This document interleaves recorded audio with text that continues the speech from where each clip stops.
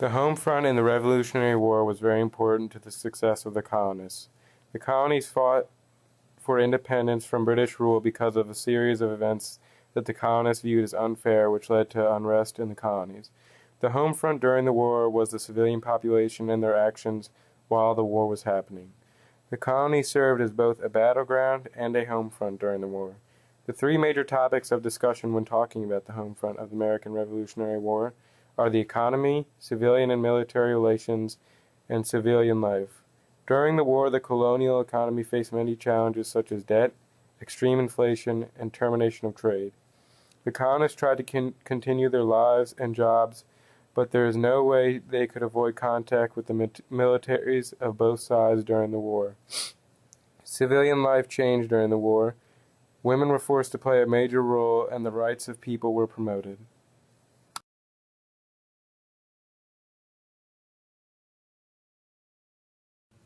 Before the war, the colonies had a very prosperous economy. There was heavy trade with the British, the people were very successful, and the economy was growing, but the British started to get heavily involved with the colonial economy. They raised taxes and imposed many acts on the people of the colonies, such as the Stamp Act, the Tea Act, the Sugar Act, and the Navigation Acts. These acts benefited the British and hurt the colonies, and were a major cause of the war. During the war, the economy went south. Both countries entered massive debt, and this resulted in many problems. Unable to use taxes to pay off their debts, the colonies were forced to print off $250 million. This caused extreme inflation and made the colonial dollar worthless. Prices skyrocketed, and there was too much money for too few goods. This made life very difficult for civilians in the home front. For more on how the economy changed after the war, we now go to an interview with a historian. After the war, what were the colonists' plans to fix the economy? Well, now that the West was open settlement, the colonists expanded westward. However, the colonies boycotted trade with England, and domestic trade was being disrupted, so their only option was to change the Articles of Confederation. What were the major changes made when the colonists were writing their new Articles of Confederation? Well, they decided they were going to have to tax people, and they decided they were going to have to prevent printing of money and inflation so that only the continental government could print money. Also, no states were allowed to impose trade tariffs, so domestic trade was allowed. And eventually the inflation subsided and the economy returned to normalcy.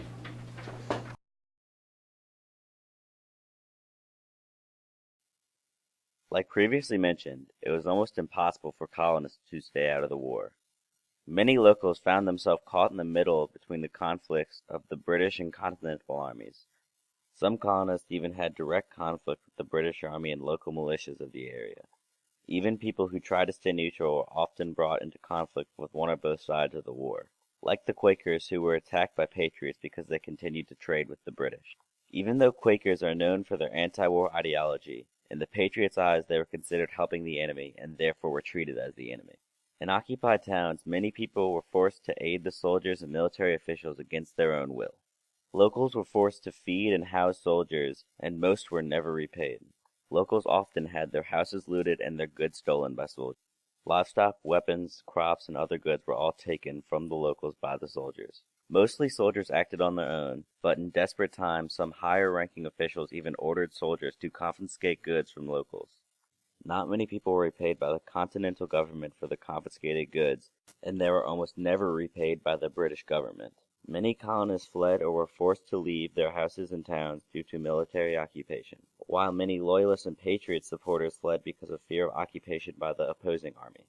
When an area was occupied, locals were often forced to evacuate, and known supporters of the opposing party were persecuted. They would have their property stolen, their houses burned, and they would even be executed. Locals would often come back to looted or destroyed houses, such as Benjamin Franklin, whose house was used and looted by British officers during the British occupation of Philadelphia. Both governments passed laws considering abuse towards locals such as stealing and looting punishable by death, but these rules were rarely enacted upon and did not usually discourage soldiers from stealing. Any colonist who did not obey the military was treated as an enemy and could be as heavily punished as the actual known supporters of the other side of the war. The struggles between the locals and the armies did not pertain only to the colonists, as some Native Americans became involved in the war too. And now we have a special guest, Dr. Parker Royster, to talk more on the subject of the Indians' involvement with armies during the war. Many of the Indians chose to stay out of the war and flee to the Midwest. But at the beginning of the war, the Patriots tried to get many of the Indians on their side.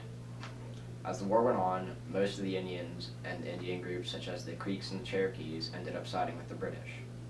To them, an independent America caused great threats to the Indians because it would ensure complete and total control by the colonists. Since the Indians already had conflict with the colonists, they were scared of them moving westward into Indian territory, which the British had prevented them from doing previously. As the war raged on, the colonists began printing money to cover expenditures.